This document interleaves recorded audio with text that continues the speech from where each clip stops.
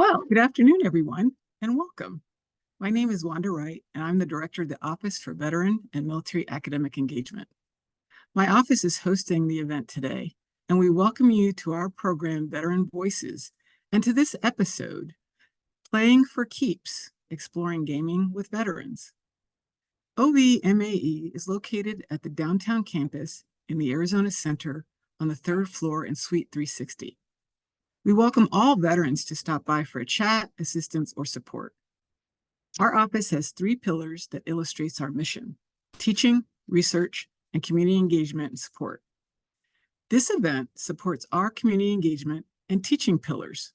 We provide rich content to support our veteran students as they pursue their education, such as understanding how gaming can help with social challenges and mental health.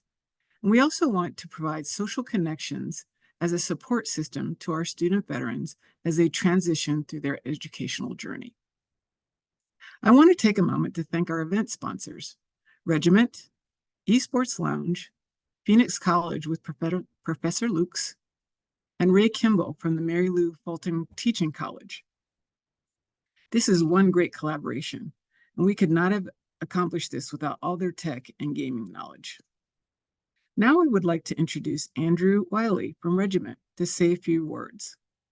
Oakley, the floor is yours. Hey, thank you so much, Wanda. Welcome, everyone. Really glad to be able to take a few minutes to say hi and introduce myself. My name is Andrew Wiley. I go by Oakley in the Regiment community, and I'm the Chief Operations Officer at Regiment Gaming. We were founded in 2020 by a U.S. Marine Corps Corporal, Chris Earl, who, if you pay attention to any of your VA newsletters or stuff like that, you've probably seen his name thrown around, as Regiment and himself were mentioned by the VA director. And yeah, we're a military gaming community with about 40,000 members. We play across all platforms, every single title that you could imagine: indie games, AAA studios, it doesn't matter. Our biggest goal is, through that community camaraderie and passion for gaming, fighting military suicide. And it is very, very effective. It's very organic. It's never forced. Our community exists in Discord. So if you've got Discord, which most of us do nowadays, very easy to get to. All you got to do is search for a server, type Regiment or discord.gg/regiment. That takes you right to our server. I'm sure we'll see a bunch of you today as we kick off into our Fortnight tournament and our Minecraft build off. So excited to see what y'all create there. And yeah, you're not alone. You know, Regiment is an organization that definitely has your six. Wanda and her team, you know, with what they do for ASU, that's an incredible program. So if you ever feel like you need to talk to somebody, don't be afraid to tap that buddy to your left and right, and hopefully we'll see you out there gaming tonight. Thank you so much, Wanda. Thanks, Oakley. Appreciate your sponsorship and your help with this. All right, now I'm going to talk to you about a guy who's dear to our heart in OVMAE. We would not have been able to do this without him. Ray Kimball. Ray is an education professional with years of experience in game-based learning and collaborative professional development that meets the needs of diverse teams. He founded 42 Educational Games Coaching and Design in 2020 so he could continue his dream of serving higher education faculty by helping them harness the power of game-based pedagogy. A 20-plus year veteran of the United States Army, Ray taught history for 10 years at the U.S. Military Academy, which I will not hold against him. I graduated from the Air Force Academy and integrated game-based learning from the very beginning. He used games in every single course he taught to help students better grasp difficult concepts and develop a sense of historical empathy. Thank you, Ray, for being our MC today. We really appreciate it, and the floor is yours. Wanda, thank you so much. I really appreciate that warm introduction. We can certainly agree to disagree during football season, but all the rest of the time, I know that you and I share a passion for serving veterans and making sure that veterans have all the opportunities that are available to them. Thank you, everyone, for being here today. It is a tremendous honor for me to be hosting what I really consider to be an all-star panel that that's going to talk about the intersection of veterans and military service and gaming, and thinking about how those two interact in some really interesting ways. And so I do not want to waste any more time. I want to right away really get and have our panelists introduce themselves. So if I can have our three panelists go ahead and bring their cameras and microphones on, and I'm going to have each of you introduce yourself and your affiliation with gaming and your military service. Sebastian, if you would lead off, please. Hey, good afternoon, everyone. My name is Sebastian Bae. I was 6 years in the Marine Corps Infantry as an enlisted sergeant. I left back in 2013. Currently, I work at the Center for Naval Analysis, or CNA, which is the Navy and Marine Corps' FFRDC, federally funded research center and development center, where I am a senior designer and research scientist, where I design, research, and develop war games and games for the wider Joint Force, but particularly for the Navy and Marine Corps.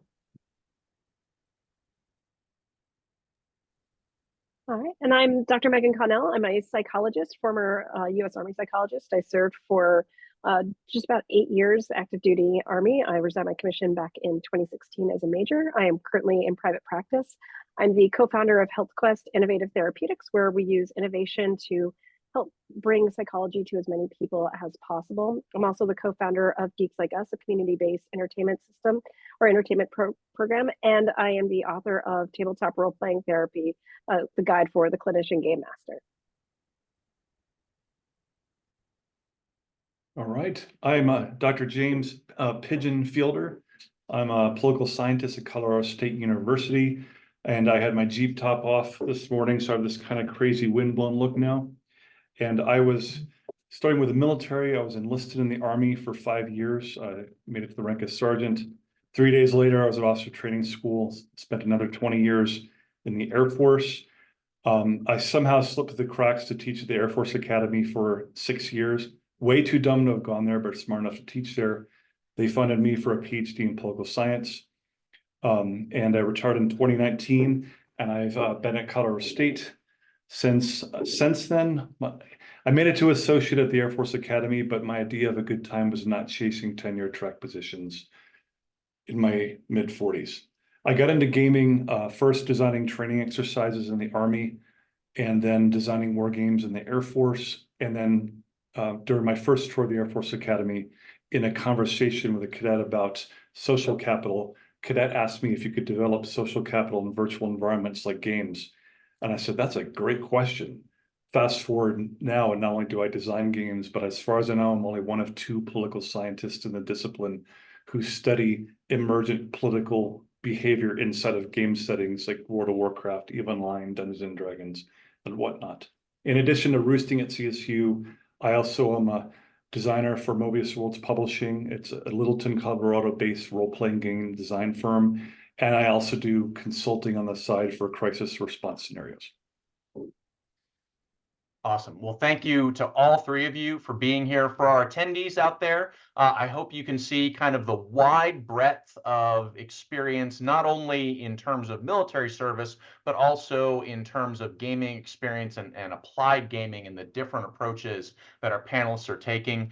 I want to make sure that our attendees know 2 things. First off, we will absolutely have time for Q&A as part of this. So please do use the Q&A function that's there in Zoom to submit your questions, and we will definitely get to them.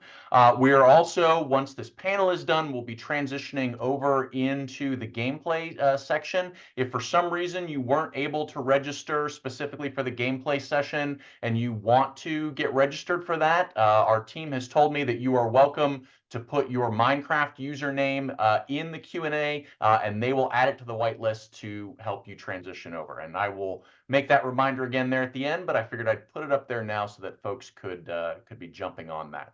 So let's get into some details. First off, I really want to ask the panel, what is your favorite story? I'm a big fan of storytelling. What's your favorite story about veterans or service members and games? And Megan, would you lead this one off, please? Yeah, when thinking about this one, I was thinking about my own experiences while I was in, and you know, I came to playing tabletop role-playing games again after, or just as I was getting out of the military. So for me, a lot of my gaming though was when I was deployed. We would do a lot of things like we had movie nights, we would do trivia nights, ping pong tournaments, things like that. But it was when we all sat around and played board games that I could see the biggest, benefit to all of us. It was a time where we played super silly games that were just ridiculous. And it was so fun to see people who are normally quite serious and stoic to just laugh and be silly. And it was this interesting thing of like, the movies would distract us, PT would give us a chance to vent our frustrations, but playing a game really got us to come together and laugh and connect and bond in a way that nothing else really did. And during my time in the reserves, I actually led a few games of D&D, and I saw that as well when we were playing D&D together. That was such a bonding experience for everybody, and we really loved it. And we were trying to figure out how to do a whole wide platoon wide game, but that never came to fruition, unfortunately. But that kind of stuff, like just seeing the power of connecting with everybody, is just so wonderful.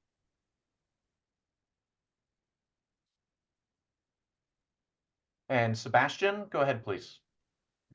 Yeah, so I would say from our perspective, or at least from my perspective here at CNA, we have a special privilege because we design and develop games for the Navy and Marine Corps, so we work with them as part of our day-to-day jobs. So we create games on everything from acquisition to operational warfighting to how to look at different technologies.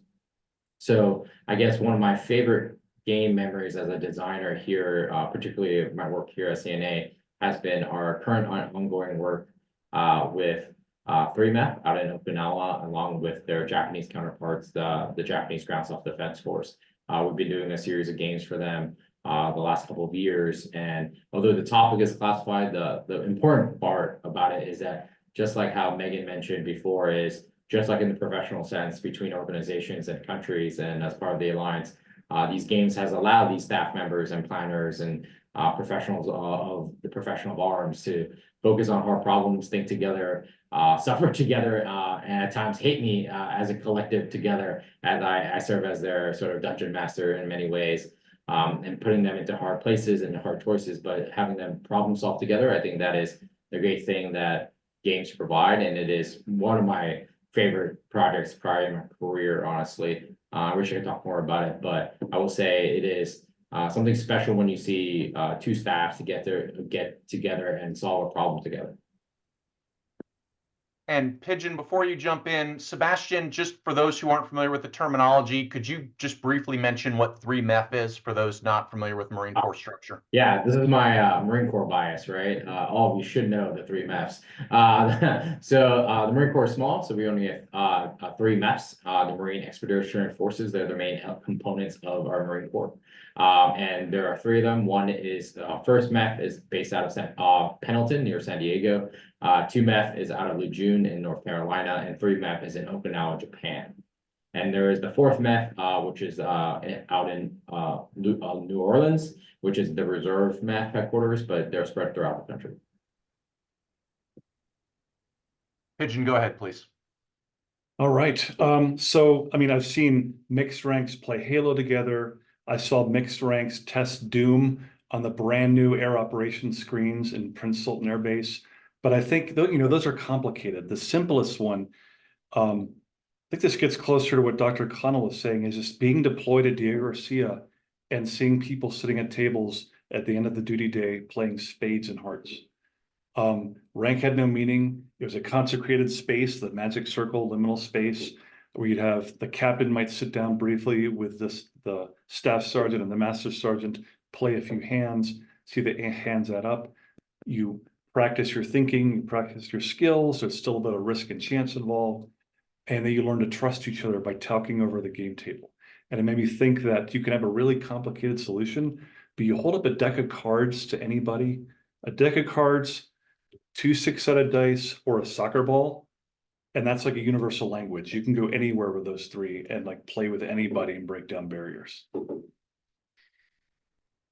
Yeah, agreed. That's amazing. You know, the one that comes to mind for me, I used role-playing games a lot when I was teaching at West Point and tried to have a game worked in. And one of the games was a Cuban Missile Crisis simulation where cadets were playing different factions in the historical crisis. And without getting into too much detail, suffice it to say it went badly and ended with nuclear war. And one of the cadets, the one who was actually playing Khrushchev, came up to me afterwards and said, "Sir, I never understood how somebody could be in a position to end the world. I never understood how somebody could make that choice and make that decision and do something like that." And he said, "I get it now. I don't like that I get it, and it kind of creeps me out that I get it, but I get it now. I understand where that perspective comes from. I understand where that, feeling cornered and having to do that. I understand where that comes from."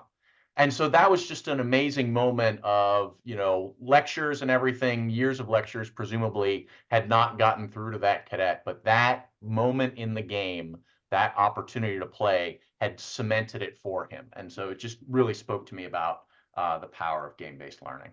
If I could take us off track slightly, I'll say I had a very similar experience with playing Civilization 5, actually, of understanding global politics. Playing through a few games and started to say like, oh, this is why even if you're not interested in, military conquest, you still need a good military, because everybody else will just take over and steal all your science that you've been working so hard on. Yep. Fantastic. So let me go ahead. I'm sorry. Okay. So let me move on to another question then. This kind of you can call it myth busting or however kind of you want to approach it. But what do you all find is the biggest misconception about games and game-based learning? And Pigeon, if you would lead off on this one, please. So on the one hand, I want to say people think, oh, games are child's play. Well, first, just calling it child's play, that's already a negative sense, in that dividing games away from adult life is only relatively recent in human history, like the 19th century with the Protestant work ethic. More adults used to engage in play a lot more. So by reducing to the world of the child, saying it's the world of like Chutes and Ladders and Monopoly and whatnot, what are we supposed to learn from this? Well, first, I just said Monopoly. First, Monopoly is a terrible game because you only need to roll a 7 consistently to win. But two, actually, Ray, you already identified it. Games are, well, Johan Huizinga, Dutch culture historian, he said the temple and the tennis court are indistinguishable. They're like, they have the same psychological effect as a powerful religious performance. If done well, it's a miniature rite of passage. Everything you experience inside of a game space feels real. Hence why when people play Dungeons and Dragons and they beat the dragon at the end, they'll remember that with crystal clear clarity for decades after the fact, because it sticks with them. Hence why I'll pick on Sebastian here. Well, I love the Crucible. I think the Marine Corps Crucible event is one of the most brilliant training events developed, because it's a large liminal space where, as I like to say, the first time you practice responding to a crisis should not be during an actual crisis. So games give you a chance to do that. It feels real, but it's risk-free, mostly. You totally stole my answer. Because that's what I'd say too, is that, people come into my office and like, I've got a lot of naturey stuff around, but I also have a lot of geeky stuff around, and people are like, oh, so do you just work with children? And it's, no, I work with adults. I try to have adult gaming groups go as well, because adults just have this idea that they're not supposed to play.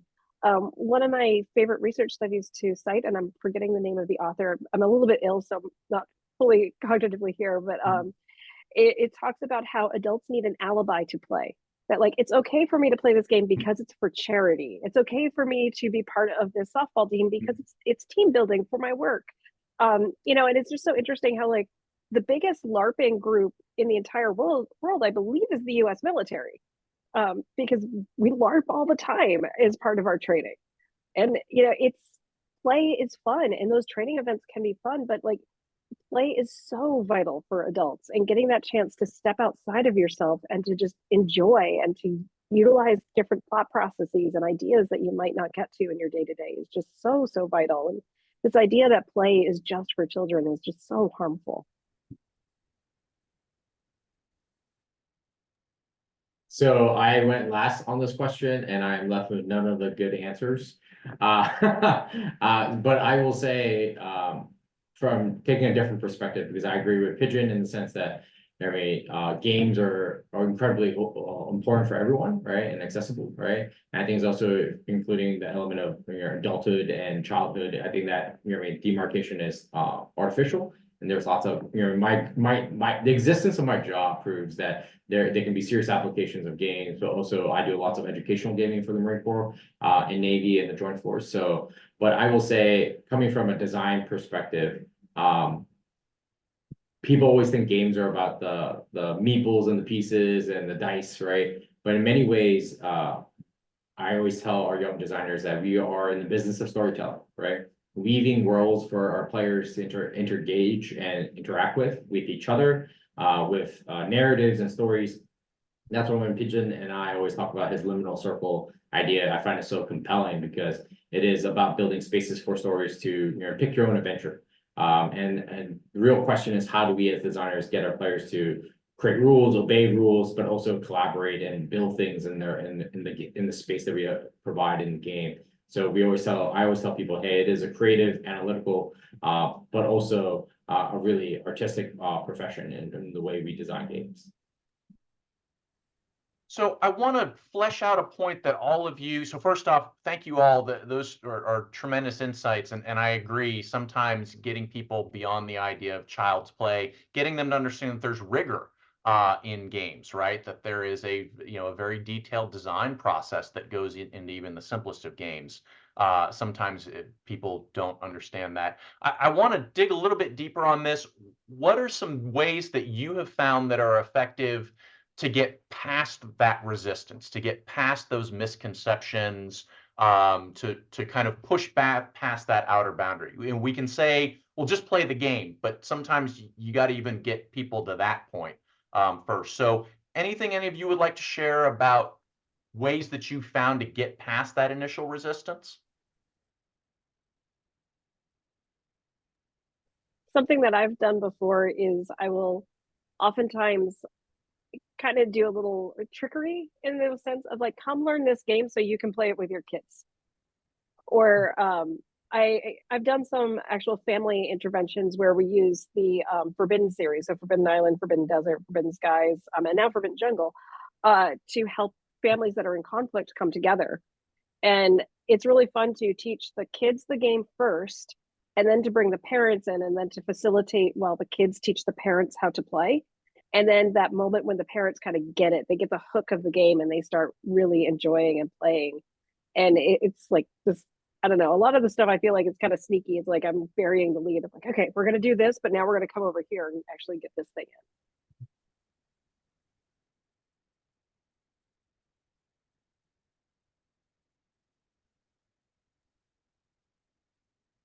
in. Hey, I'll go next. So one of the things we find really useful when I teach my grad students at Georgetown to play games, or when we run games for military officers or enlisted leaders, both for educational and analytical purposes, one of the things that helps us get past the resistance, right, is explaining why the game works the way it does, right? Explaining the story, explaining the research, the things that are under the hood of why this dice roll is, why you need a 14 and below on a D20, right? What this mechanic is supposed to represent, right? So like I remember doing sort of a typical like tactical war game for Marine Corps University down for a bunch of majors. And I was like, hey, right, like you need to roll your morale check, right? That means nothing to anyone who's never played war games before, right? So I was like, hey, you're gonna run over to your this piece right here, Garcia, right? And you're gonna try to convince him to get up and start fighting again, right? And your chances are like 70%. So you need a 14 and below on these big 20 and see how good of a leader you are to check it, right? And it says, hey, look on this leadership. Hey, you're a better leader than most, so you get a little bit bonus, +2 on your dice roll, right? So in reality, you only need a 12, right? So they explain the notion of what you're doing helps them conceptualize and put it in a familiar context of what they're doing, right? Understanding of like, hey, this is representing this phenomena or this organization or this process, or at least putting the story of things they understand, and it'll make them fall into the game much quicker. This is my belief why thematic games or like licensed games are so popular, right? Like anything Game of Thrones or all the Dune games are like popping out like weeds across the industry, right? Because people love the theme, love the genre. That's why there's a million Star Wars games, right? Nothing against all of them. I love X-Wing and all that, right? But people love those games, mainly part of the story, right? Because they're already familiar with it, so they're jumping right in. So when you turn a dial and you're like, hey, I'm gonna do a maneuver with a TIE fighter or with X-Wing, they understand that because they've already seen it before, right? Similarly, if you are able to contextualize the game and the game mechanics and what those things mean, it helps players jump in much easier as well. And I feel bad, Ray, in that 70% of the time I've found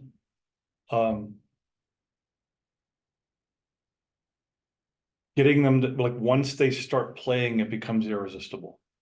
Like I know what do you do to get them past this threshold? So it's like green eggs and ham. I get them to eat the green eggs and ham, and before you know it, they're like, what have I been missing, all my life here? So the active playing, for the truly recalcitrant, let's see, I'm thinking in terms of professional gaming terms, especially. I think my biggest problem in education and professional gaming is they associate game with play, and that we've already spoken about that. But I'll send them like maybe a let's play video of first responders actually doing an exercise, or a professional work game, or a video of the crucible right as it ends. And I could say that's an example of what it looks like. But also in a professional educational game, I make sure but my students and my clients will know clearly what the objective is. Like I can point at the board and say, this is what you're going to practice, this is what you can learn, this is what the end state is.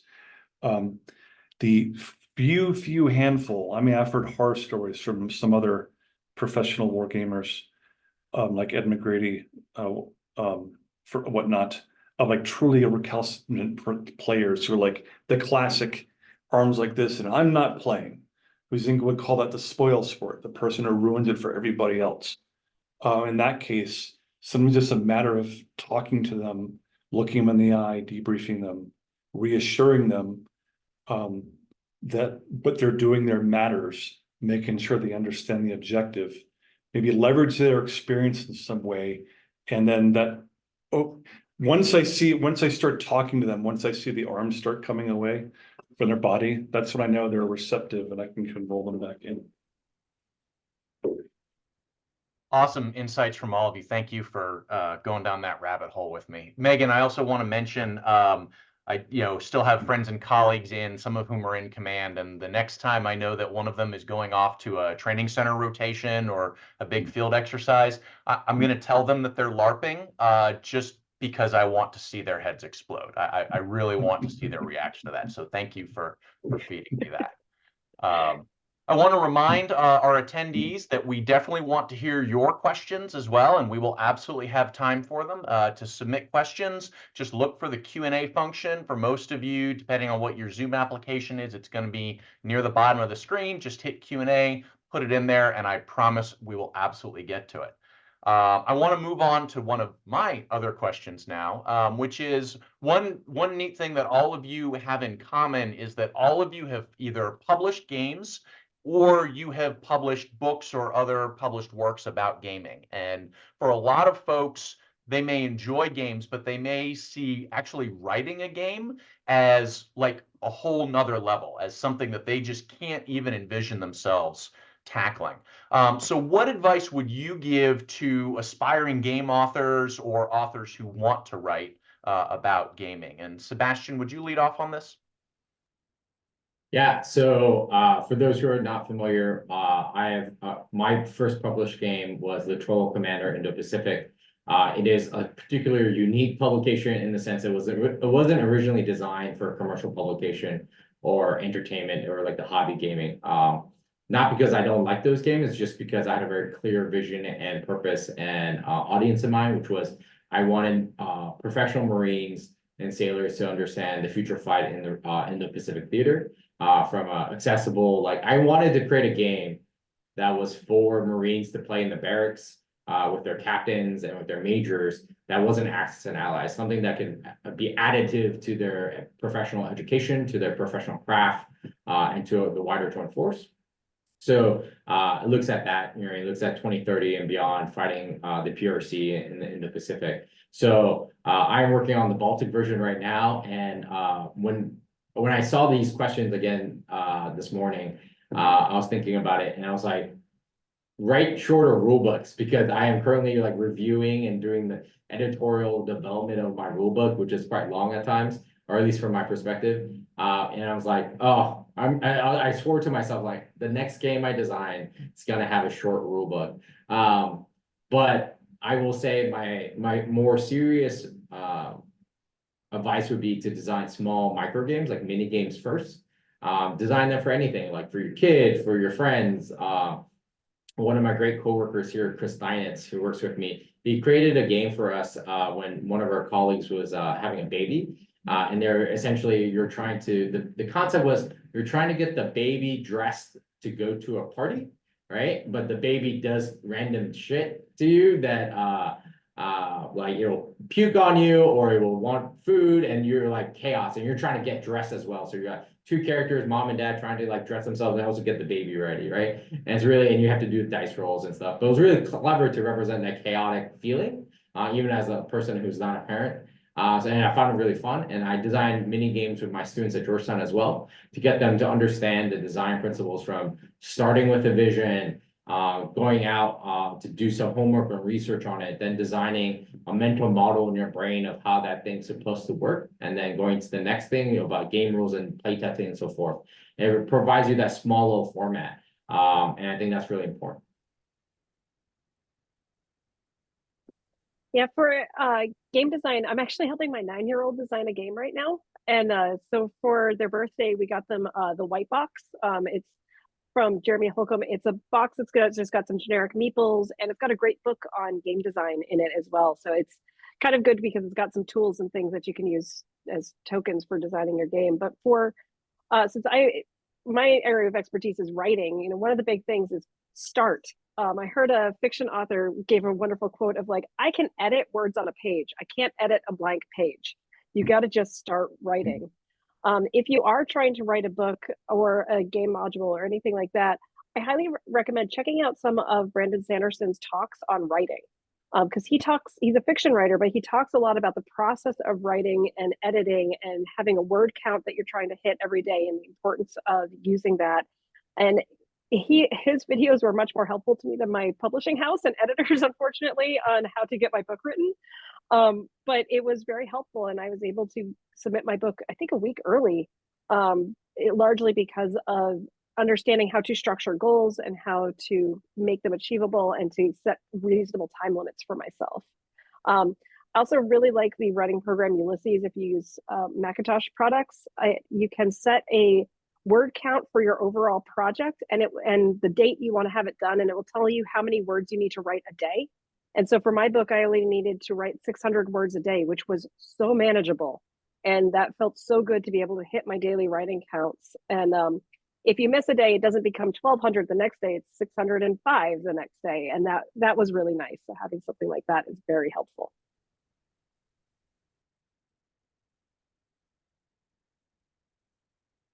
I guess that leaves me. So So for both writing about games and writing games, I would offer similar advice. First, play games. And if you can't play a lot, at least read about games, deconstruct games. Like every morning I have this RSS feed list of like industry reports coming in from like Game Developer, Polygon, GMT's blog and whatnot, so that I'm kind of constantly immersed in the game space to see what's coming out. By playing or deconstructing or just reading about games, you build up a repertoire of mechanics in your head, and you have an idea of who's done what and what works where.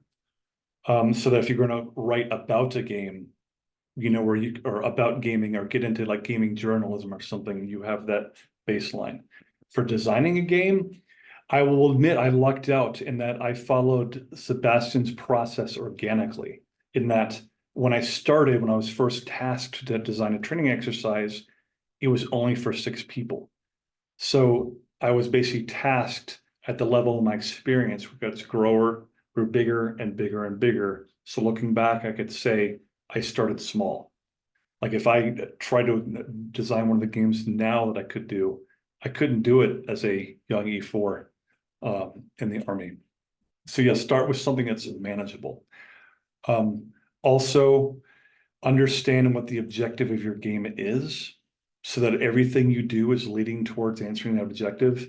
You're going to start fighting with rules and ideas and bloat and creep that, as you play test, and I'll get to play testing in a second, you'll find that, hey, this is a cool mechanic, but it doesn't actually meet the objective of the game, and therefore you cut it out viciously, or save it for downloadable content where you can make more money from it.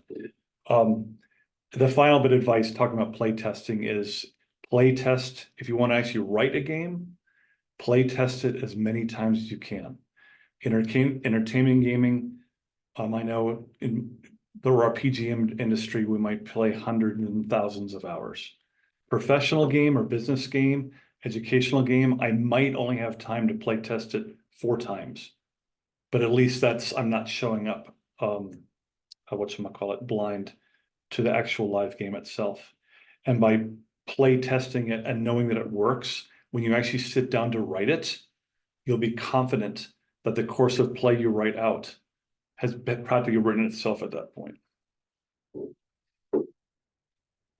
Thanks to all of you. Those are great insights. I want to add in one additional one. A colleague, Air Force colleague of mine, Ty Mayfield, likes to say that everyone needs an editor, which I completely agree with. And I've stolen that phrase and modified it to be everyone needs a brutal editor. And I think that's especially true for whether it's games or writing in general. You know, you can have the experience of sharing this with family members or close friends, and people will look at a draft and they'll go, "Oh yeah, that looks great. You really worked hard. You really, you know, I can tell that you put a lot of time into this." But they won't tell you all the things that are glaringly wrong with it, or that are gaps in it. And so you need that brutal editor who will look and go, "Hey, this mechanic makes no sense. Hey, this is totally unstructured. This is in the wrong order." Somebody who can give you that feedback that you can then absorb and make it better. So thank you, all of you. That was great. I do see the questions in the Q&A. We've got 1 or 2 more that we're going to wrangle here. And Q&A, folks, I promise we will get to you, because there's some great ones in there. I want to ask now for the panel, what are you most excited about in the fields of games and game-based learning? What's emerging? What's on the horizon for games in your particular area that just really gets you fired up? So Megan, could you lead off, please? Research. I am so excited about research. And hold on, I have to cough.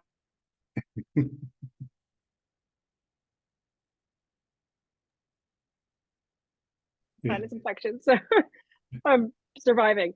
If anybody's read my book, it is riddled with the phrase "more research needed" or "there is insufficient research on this." Tabletop role-playing games really suffered greatly in the 1980s with the Satanic Panic And I think the researchers who were interested in doing studies on tabletop gaming pivoted over to video games. My colleagues in the psychology of video gaming world will lament all day that they don't have enough research, but they have mountains of research compared to like the handful of studies that we have in the tabletop world. That is changing. I have actively consulted with a bunch of people in colleges who are doing research now, getting to help advise on getting these studies done, getting really good research questions asked, unbiasing questions for participants to answer. And so I'm really excited to see where this goes and what we find coming out in the journals in the next like 5 to 10 years.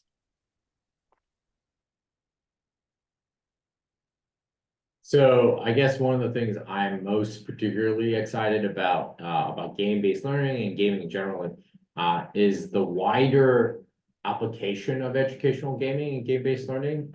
This is particularly true from my elephant perch in the Defense Department, as the different services are increasingly developing and establishing wargaming and gaming efforts for game-based learning. And I say like game-based learning mainly because they're not just limited to the combat arms. Like there are the typical wargaming educational games like down at the war colleges. I was just down at Maxwell for the Air Force. We just had a conversation with National Defense University's Joint Warfighting Department down in Norfolk, right? Marine Corps University had the whole Marine Corps cloud devoted to wargaming and educational wargaming, right? So there's lots of really exciting movement in there. But also one of the things that I love about it is the wide breadth of games that we're looking at in terms of topics. Like we're looking at economic games. We designed games about information operations and influence, right? And disinformation, right? There are a lot like the scope is beyond just your hex encounter tanks on you know what I mean, doing the breach and rolling for morale tracks, right? We have expanded our view to a lot more things, and I think that's really important and essential. And I think it's really adding to the field of what we can do with learning, right? What can be taught with games. I have a short two-finger to add to Dr. Connell, and then I'll pick up with another view. First, yes, it warms my heart in that for most of the time I've studied games, you state game studies to somebody, it's been video games. And now seeing it going back to tabletop games, role-playing games, or like the analog games, the in-person with somebody face-to-face. I'm like, that's like, I want to see more of that. Heck, I should probably write it. And that's, I'm happy to, they're also happy to see that in the research space. But actually that would, wait for it, here's a pun, dovetail into my own, here's another pun, pigeon-toed view of what I like. It's very specific. I'm sure it's not unique to political science, but at least in political science, there's been a movement over the last maybe 3 years or so of not just incorporating more games into active learning, but also using games as an experimental method to actually study political behavior, setting up very sophisticated like nuclear deterrence games, conventional deterrence games, voting behavior games to study, well, if players behave like this in the experiment, and we've swapped out different players with different demographics to play, and they're coming up with similar solutions to the problem, well, that doesn't prove a hypothesis, but it sure generates a lot. So from that, then we can move forward in trying to understand political phenomena. And it's really great for something like nuclear deterrence, where the only other way you can really study nuclear deterrence is to launch nuclear war. And the last I heard, that's discouraged. So we're sticking to other means of understanding that. Awesome. One area I want to dive into a little bit that's related to this topic, and I'm kind of surprised it hasn't come up yet, is generative AI. Generative AI is everywhere right now. It is popping up in many locations. It is certainly disrupting education and, disrupting many other fields as well. What do you see? What role do you all see as generative AI playing in gaming? And feel free to talk about either generative AI in gameplay or in game design.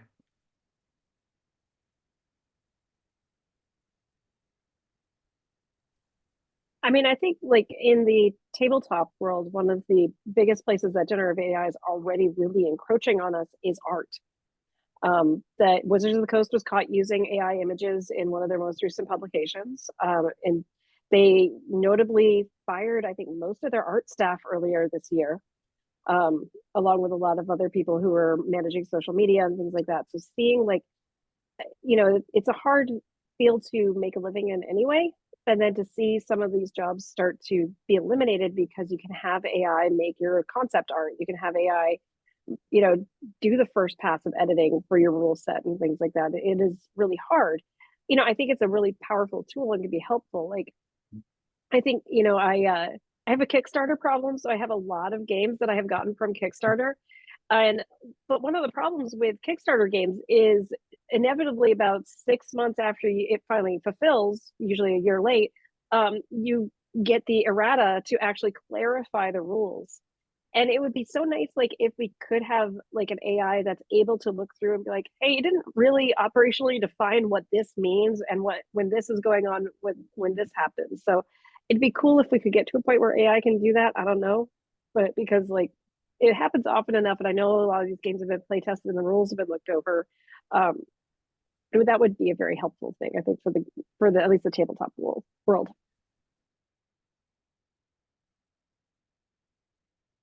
Speaking. Yeah. Oh, I go ninja ahead, this question.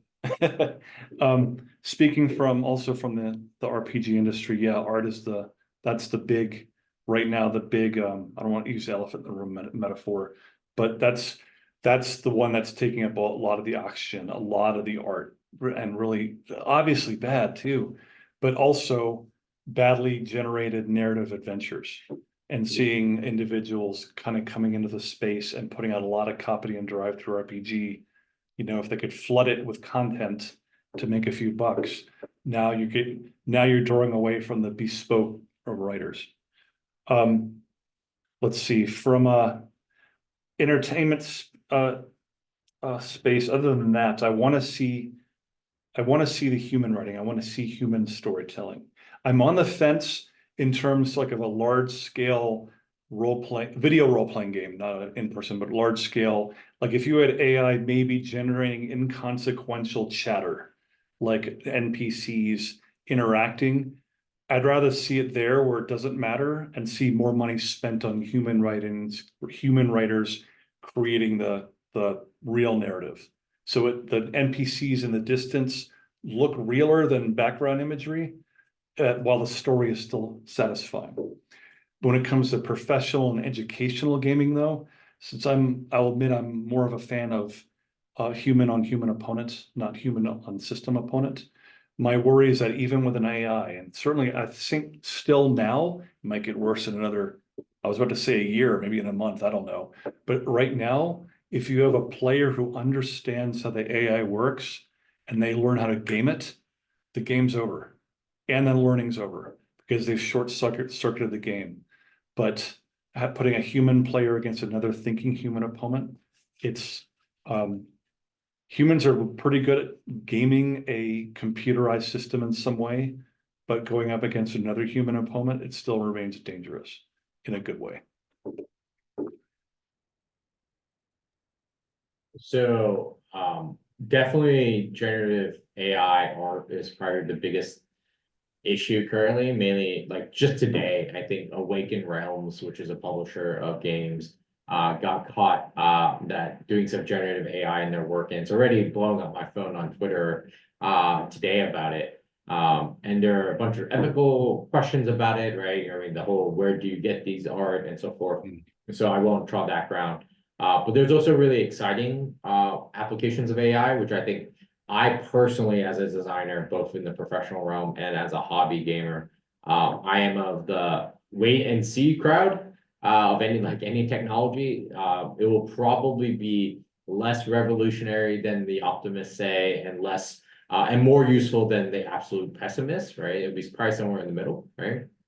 And it'll probably generate its own set of problems, right? With data, derivative works, right? Copyright. I think the big question will be, can you exert copyright, right, on generative AI, right? For example, when D&D and any of these companies start making products, commercial products with these AIs, can I just take your logo now that's from generative AI and use it for whatever purposes because it's no longer protected under copyright, right? So I think right now they are trying to leverage the hole in copyright to get around paying artists and getting their intellectual property. But that can go both ways, right? When you start doing generative AI for Star Wars, and then maybe that's no longer protected under copyright, right? And so forth. And the exciting bits, right, on the Optimus side is like interesting gaming applications like Cicero, right?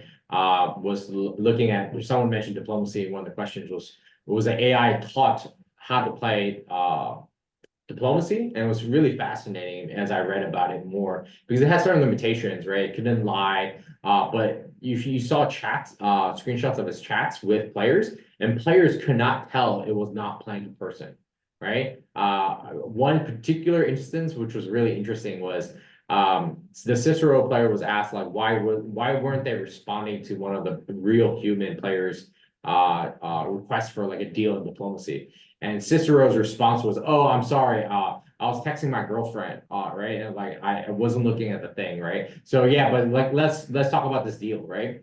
But it was really interesting because they learned that those kind of excuses were okay and acceptable and like ease tension, right? Like they learned that sort of like language and conversation was really fascinating, right? And I wouldn't say like Cicero learned how to be a good diplomat or a good statesman from playing diplomacy a million times, but learn how to deal with people, right? And that negotiation element that is important for diplomacy as a game. So I think it's really interesting to see how those things go and be cultivated. But I think when we think about professional gaming in the DoD and the application of AI, we will probably need very catered sets of data, which we're very bad at, to train our AIs to do specific things. I don't think we can grab a ChatGPT, plug it into an F-35 and let it run. I think it is more complicated than that, but some people think that's what the future will be. And I try to dial that back. Awesome. Thanks to all of you for those insights. I want to shout out a webinar that Sebastian's Georgetown University Wargaming Society did on this topic. It's called "Oh, the Humanity: Generative AI in Game Design," and it was a talk by actually a retired Marine who talked about his use of generative AI imagery in his design process, the choices that he's made. It was a very thoughtful presentation. I definitely recommend it to folks who want to hear different arguments and more in-depth arguments on this particular subject.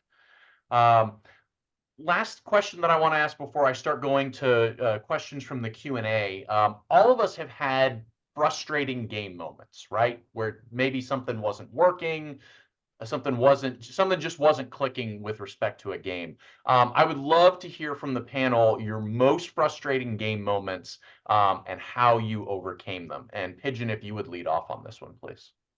I've actually been pondering that question for a while. And honestly, my easy answer is running into a big technical issue running an in-class game just this past fall. And I found myself getting in the weeds trying to solve the technical aspect when I was supposed to be the dungeon master. When I said, wait a minute, I got 3 teaching assistants right here. And I said, hey, can one of y'all hook me up? And they wouldn't help me with it. So I could focus on running the game and I could improv that way. But that's compared to the big frustrating moment. And the frustrating moment was with me. This was early in my Army career where I'd already designed a couple of successful training exercises. Well, then my platoon sergeant asked me to design a double platoon size exercise. And there was kind of a big jump between how much planning I had to do for a squad and 2 squads to 2 platoons that I think objective and work backwards. I somehow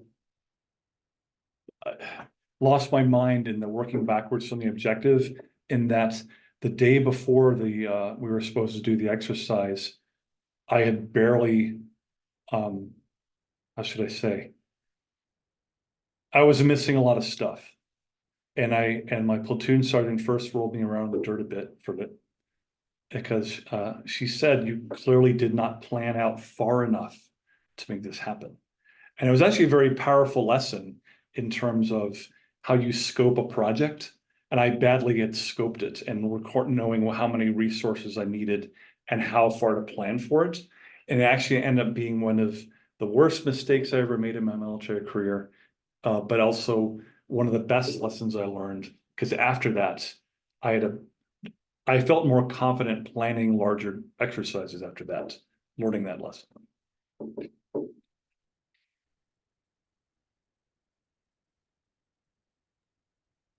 It's like, next, for me, one of the most frustrating situations. So if anybody's ever followed me and listened to me, I play D&D every Sunday night with a group of friends. And we have since my youngest, who is now 9, was not even 1. They were, I think, 10 months old when we started playing.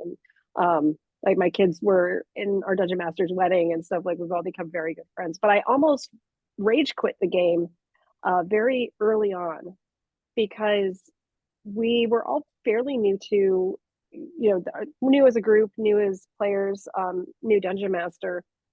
And we didn't set up safety tools. And I know there's a lot of folks who, may say safety tools, and we didn't set up go and no-go topics or anything like that. And one of the players, I was the only female in the group too. I should probably point that out. It's relevant to the story, but one of the other players described doing an incredibly violent sexual act. And I almost just quit and walked away. And I didn't in that moment. I waited it out, but then, and later on, a talk, it's probably about like 3 or 4 months later, I finally felt comfortable enough talking to the Dungeon Master about it. And, we agreed that, like, we needed safety tools. We needed to create parameters for what to do if a topic was going too far and how to handle that. And that was one of those things where it really drove that home to me, because I think, like, it was a very deciding moment, because if in that moment I had quit, I probably wouldn't have continued to pursue gaming in the way that I have, and it wouldn't be where I am in my career. But it also shows that the importance of having those conversations and figuring out, like, hey, what topics are offline here, what's good, what's not good, and to have those explicit rules stated.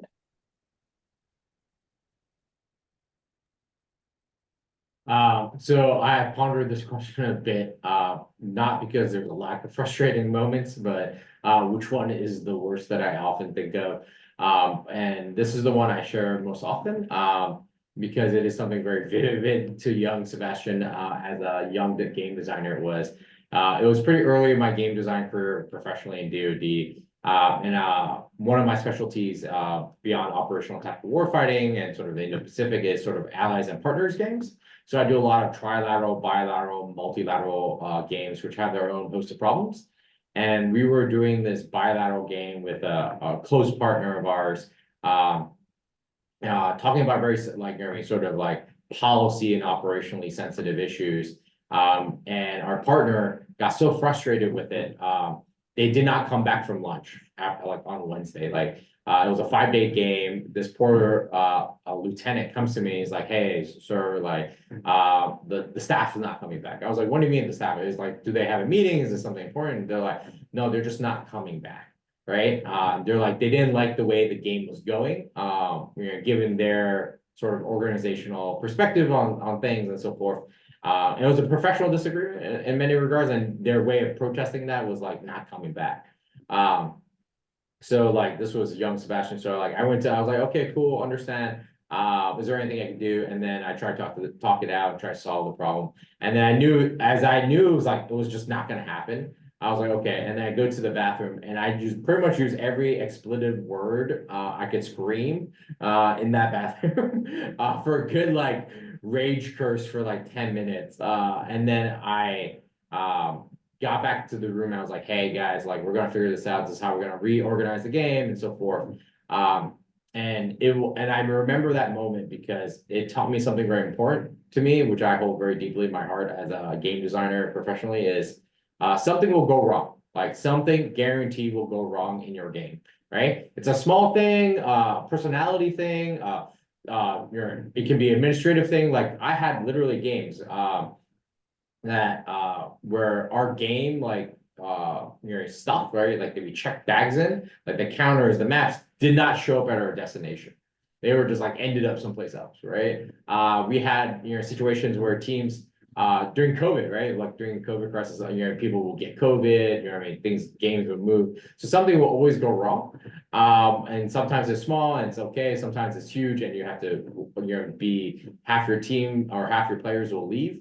And something that taught me was like, you have to work well on your feet, improv, problem solve. You have to be able to do all the things that we do in the military, right? It's to solve problems on the spot. And I've taken that to heart, right? And it has given me this Zen acceptance that something will go terribly wrong, right? And that also over this time and experience, I've learned to deal with all those terrible things that have happened, right? So I think that is the thing that I've learned, and to just lean into it, right? Lean into the struggles and times and find ways to go around it. Awesome. Thank you all for being willing to share those stories, and just as importantly, being willing to share your strategies for fixing them. I think what a great kind of different spread of different experiences and ideas. I want to start going to our Q&A now, and I'm going to open with a spicy one from Ian. Hot take: is Diplomacy, the board game, a war game? And feel free, and I would actually love to have you all kind of talk beyond. You're welcome to talk about Diplomacy specifically, famously the board game that ended 1,000 friendships. But I would also love to have you talk about what is a game, what is a particular category of game, and who gets to make those decisions. So who would like to lead off on that one?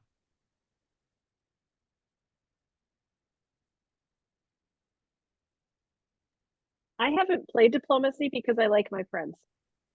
So I'm probably not a good person to answer this. I've played Risk before, but like it has definitely, like, my husband always wins at Risk. And so he does not, he wins by a mile. And so that game has stopped being played in my house as well. So I think it kind of is a little bit of a war game, right? Like these tactical games that are about destruction, and like to kind of take what you were saying there, right? Like I think about Civilization. I love playing Civ. Civ 6. I played a lot of Civ 5. In all the games of Civ I've played, I have never won a conquest victory. I'm not interested in it. And war games set up this idea that the only way to win is through conquest. And I don't like that. That's boring. It's like, okay, I'm just going to beat everybody up. I like this idea of winning through science, winning through culture, winning through religion. I think that's a much more interesting idea of like how you can create a win strategy in a game.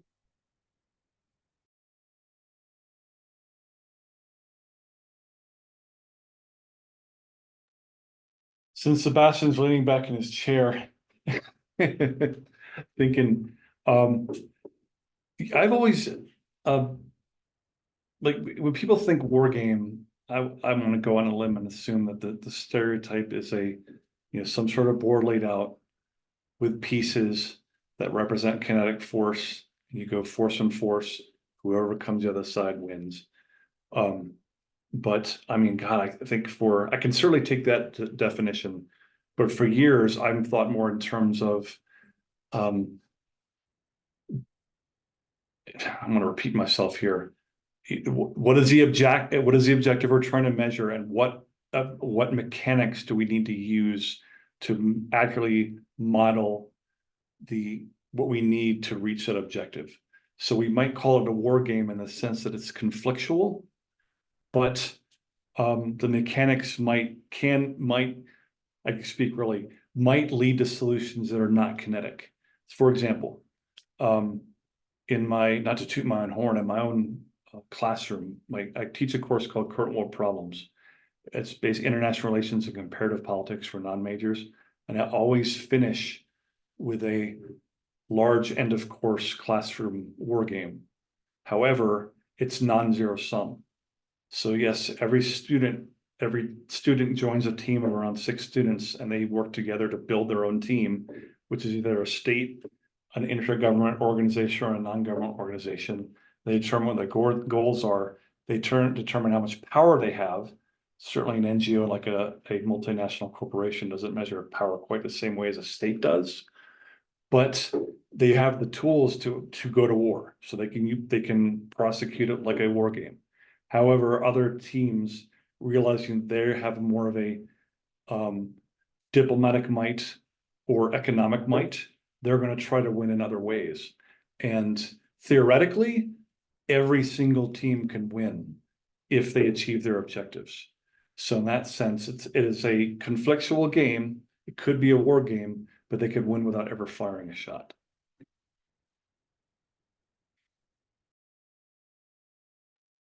So it's funny because I was just having this conversation over the weekend with some other war game designers.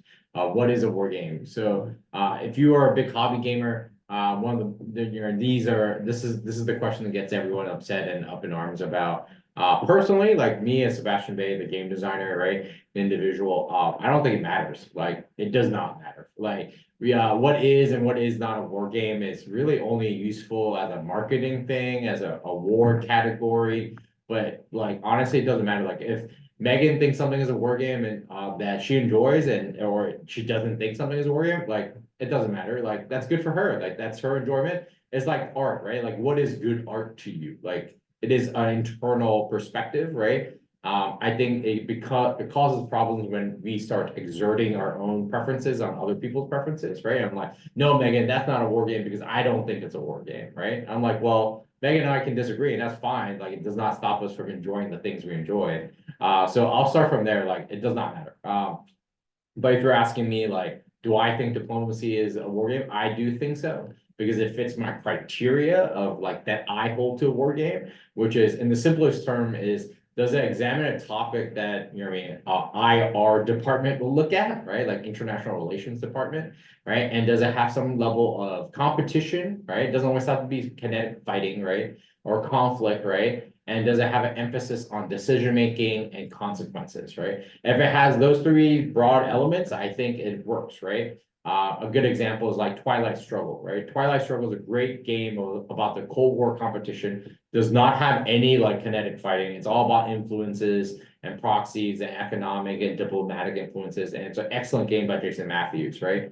And I think that's a war game. But I think if you take a game that has the same mechanics, right? And sort of like strip it down to be, I don't know, like a congressional election sort of game, I wouldn't consider that a war game. Right? Because the topic has shifted away from what I consider the realm, right? But again, this is just my own perspective. And this is also, I admittedly will say this bias is because I also work in DoD, where we have clear lines of what is international and like what fits in the purview of the DoD and what fits in police and law enforcement and other authorities, right? So we have this like sort of procedural and legal wall between us, right? That is from my own perspective, and other people have different perspectives, right?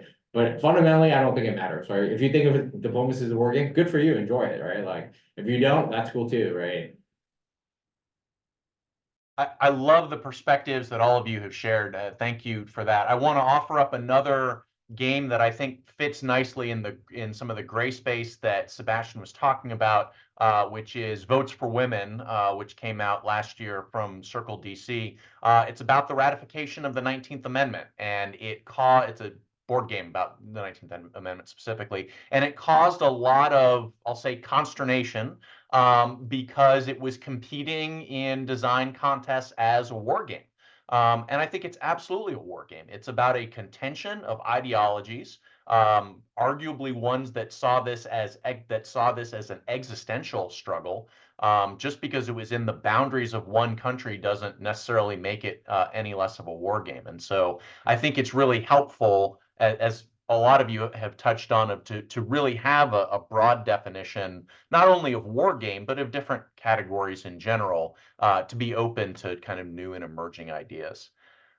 In that same vein, there's another question in the Q&A that's a little more personal for folks.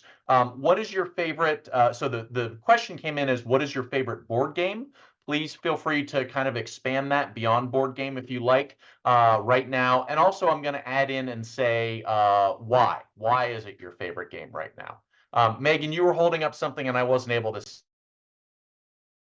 I like Everdale so much that the folks at Table Tycoon gave me one of their water bottles that was for employees only. I really like this game. If you haven't played Everdale, it's a delight. It is not too complicated to get. Like I think it's for 14 and up, but my 9 and 10-year-olds can play it without issue. It's a very interesting game where it's kind of deck building, going through seasons. It's worker placement, and it's a delight. The art is beautiful. It's cool mechanics. It's one of those ones where there's a few different ways that you can win. It's a lot of fun. I play that a lot with my family. I also love Dominion. I actually have all the expansions to it. And then yeah, I like playing that. I like how it's different and the strategy changes every single game that you play. I think that's a lot of fun. I play a lot of games. Also, if you have not played Smirk and Laughter's Boop, it is the game of cats and kittens scaring each other off of a bed. It is incredibly cute, incredibly easy to learn, and it can be incredibly competitive. It's a great 2-player game.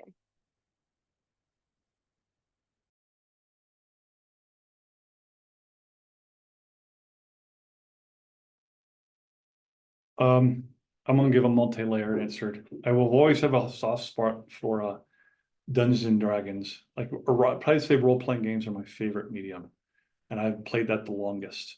I remember getting the basic box in like, God, it's 1979. I just dated myself. I think 1979.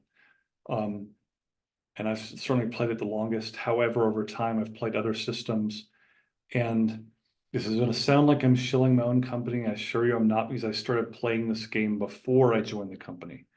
So there's a role-playing game. It's a superhero role-playing game called Prowlers and Paragons. And I'll admit, I'm not a comics person nor a superhero person, but the mechanics in the game are very easy to learn and easy to teach. I can teach someone how to play D&D, and maybe someone could spend a lifetime learning how to play D&D. But I could teach someone the dice mechanics of Prowlers and Paragons in about 15 minutes. And if you can't think of what to do, you just roll dice, just make up a roll on the spot, and it works. Well, then I liked it so much I started using the dice system for experiments for my own work, and then I ended up joining the company, and now I'm writing 2 settings for Prowlers and Paragons that are not superhero settings. One is a steampunk setting, and the other is a Mad Max where you're playing you're both playing the action dystopian hero, and you get to design a car with it. But even as much as I like the Prowlers and Paragons system, I ran my very first Savage Worlds game in February, and we have some DNA on how Prowlers and Paragons was built, came from Savage Worlds. And so I've actually really also liked Savage Worlds, and how easy it is to pick up, has all these advanced rules, but it's pretty simple to sit down and teach them how to play at a convention game. Yeah, I have lots of favorite games. So, and it also depends with the crowd that I'm playing with, right? The favorite game that I pull off my shelf depends on the crowd I'm playing with. I just played last night with my graduate students in my Wargaming design course. I love playing Game of Thrones Risk by Hasbro. It is your simple Risk sort of engine. Has some like mechanical things that have been added, like cards and objective cards, but it's fundamentally Risk, but it's thematically Game of Thrones. One of the reasons I love playing it, and I've made some homebrewed tweaks to it to make it go faster, but I love playing that game because I always tell my students, I'm like, hey, you're going to learn about realism today, like the IR theory, right? Because you're going to have issues about trust and self-interest, and like you're same way you play diplomacy, right? And I love seeing my students learning the basic mechanics that make a really interesting game space. I have never had a student play that game and be like, oh no, this wasn't fun, right? So I love running that game for my students. It's really enjoyable. As a designer, The game that I wish I designed was Frederick and its sequel, which is by was it Hollandspiel game? No, not Hollandspiel, but it's Frederick, and it's published in the US by Rio Grande Games, but Frederick and Maria, which are about the Frederick the Great, and they're so simple and so elegant and so good. And I always have this taste about art, and same with games, is like, if I wish I designed that game, is the game I want, right? Like, I look at Frederick and every time I run it, it's like the rules are like fit on like an index card. That's how simple and clear that game runs. And I'm just like, by God, I wish I designed this game. It's so good. It's so easy to learn. You know what I mean? And it's such a clever mechanic of like, there's no dice rolling, but it's really simple. And I think in many ways innovative. I wish I like it. But another game that I think of that I really love is Cole Weirley's John Company. Because it has, I enjoy as an academic, I enjoy as a designer, I enjoy as a hobby gamer, because it puts you in the role of, you know what I mean, the British East Indian Company and your role in colonizing India, right? But the way it is so cleverly subversive is that your goal in the game is to just retire in the biggest mansion in the UK, right? It is like a very simple understanding, like, hey, make lots of money, buy a big house, and you score that many points, right? Right. But to do so, you and your company mates who are competing families are essentially trying to do all these, and you justify all these terrible, nefarious things you do to India, right? Wage wars, you know what I mean? Bring taxes, you know what I mean? All this stuff that you do. All in the price of like, hey, I'm just trying to get better ahead of in my life, right? Right, and what's wrong with that, right? And Cole Weirley is so clever with that because he puts you in this space of understanding why colonialism happened on a daily basis, because it was so excusable in the daily ways we did it, right? Which I think is such a clever way to tell a really hard story without excusing the bad things. He's like, hey, no, these people completely knew what they were doing, and they just thought they had the good excuses to do it, right? And now you're in those roles, and you made those same excuses, right? And how easy it is to fall into those lies, right? Which I think is so clever of storytelling and game design.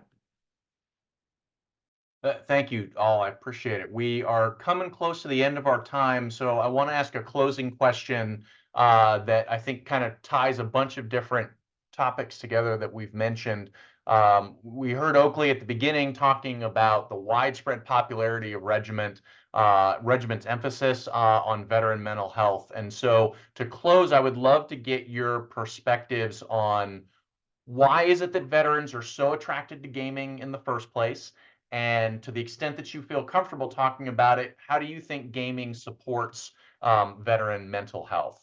And Megan, if you don't mind, since this is very much your field, I'm going to throw to you to open us up on this.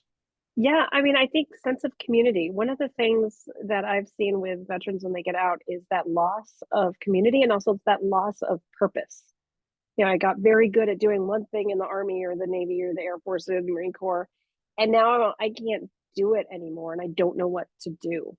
And you know, it's really fun to see in like games of D&D or other tabletop games where people can suddenly utilize those skill sets. You know, understanding like how to set up a camp, how to do scouting missions, how, you know, it's like, even though you're not actually doing the thing, you get to talk about the thing and you get to bring it into your world again. And then you build that sense of camaraderie. You have that team that's by your side. You have people that are with you, and it's that, you know, close connected bond. It's not, you know, the same as being deployed and being with people that you're with day in and day out, but it's a very similar feeling, and it gives that, you know, connection that you can be losing sometimes. And I think that's one of the things that really drives us into it, and that idea of a shared experience and a shared, you know, journey that we're going to do together.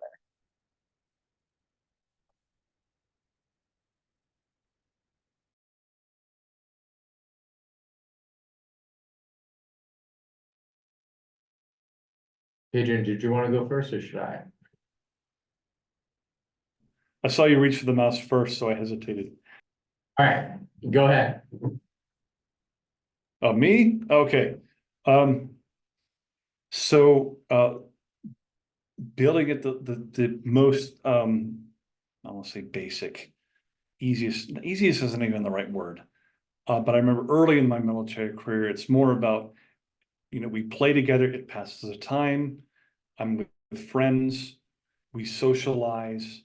Oh, and if we play something that's a little more aggressive, either like a first person shooter or a sport. So we can display aggression in a risk-free environment without actually like hurting somebody. That's why there's a scene that I use in a briefing from Stranger Things of the kids winning around at D&D, and they're all raising their hands like that. And I'm like, that's very primal. You've triumphed over your opponent. You show your teeth, you smile, but they're all doing it together.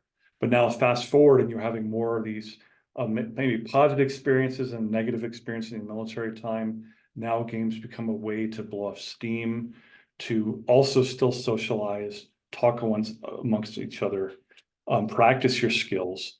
But yeah, right, then you get out. And I will certainly even say the simple act of retiring from the military, and with a fairly, compared to some of the students I've had in class that were Iraq and Afghan infantry veterans, like I did spend a year in Afghanistan, but it's not comparable to what some of the stories I've heard. It was still tough. I've gone from the structured environment to like, what do I do now? And so it almost circles back to, I'm now around, here's a community of people that we have a shared bond in some way, but we don't know each other. But we can sit down and we can play a game of Dungeons and Dragons together, or a game of cards or something, and start building that rapport. We build rapport, we start talking, we start sharing. And now maybe some of the more uncomfortable things we want to talk about. We're not just in a safe space to play a game, to overcome a challenge in a game, but now we can overcome our own demons. At the same time, when you're just even lacking a sense of structure, one of the reasons people remember games so long after they play is, again, by conquering that dragon, they have worked together to overcome an objective that felt very stressful, and they did it. And then they remember, and it has someone who, well, I don't have to explain this to Dr. Connell, and Sebastian gets it. Well, actually, probably everyone here in the audience gets it. It can feel so real, as if you were actually had killed the dragon. Like you could almost feel it in your skin. You try to explain that to somebody who didn't play with you, like that doesn't make sense, man. That was just a game. No, it's not just a game, because you've learned to work together to overcome something in this game. Oh, but now the confidence you've learned carries over into your real life. The structure you learn in the game carries over to real life. The bonds you carry and how you learn to interact with other people carries over into real life.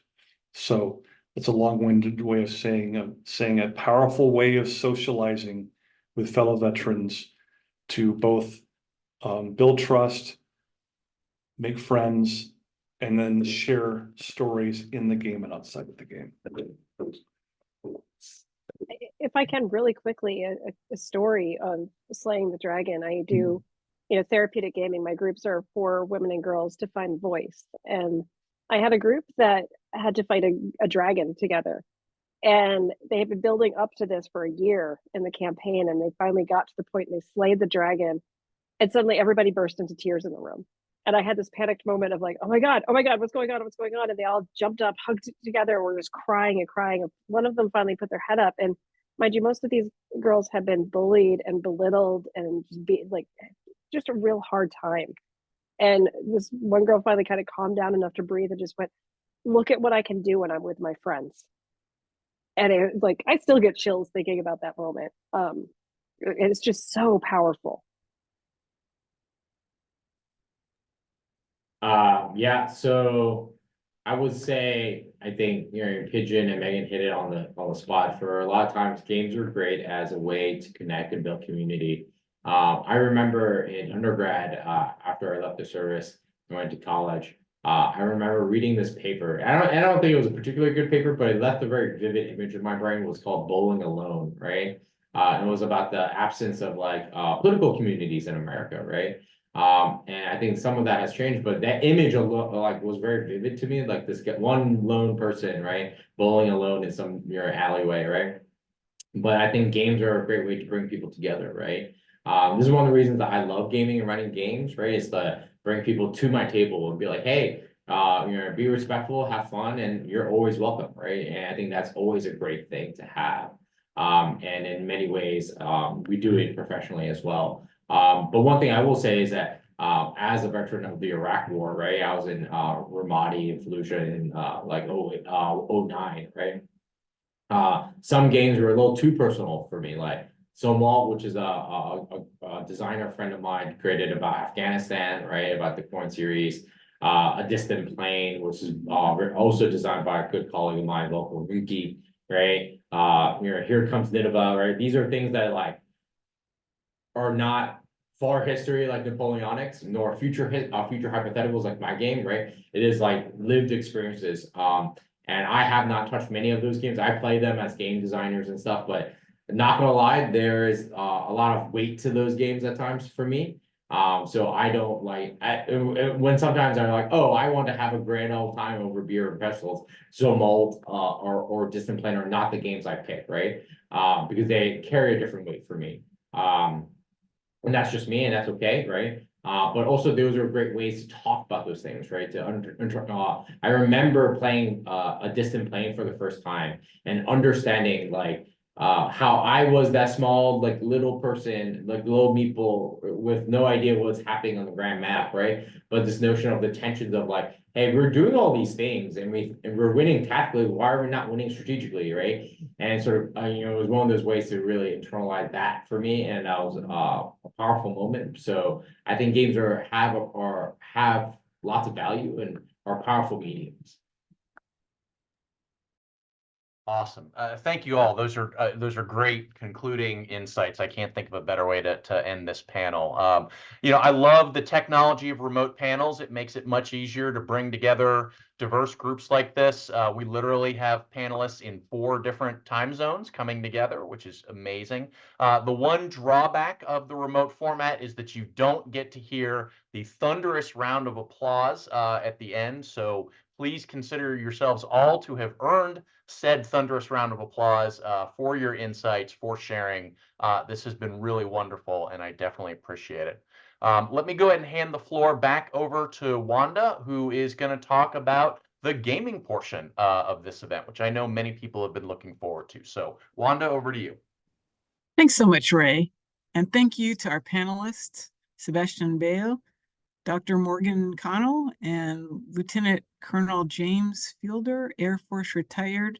Go Air Force, for this educational opportunity to learn about gaming and its impact on veterans and society. That ends our panel, and now we'll go through a few administrative notes as we proceed to the gaming portion of the day. Thanks, everybody.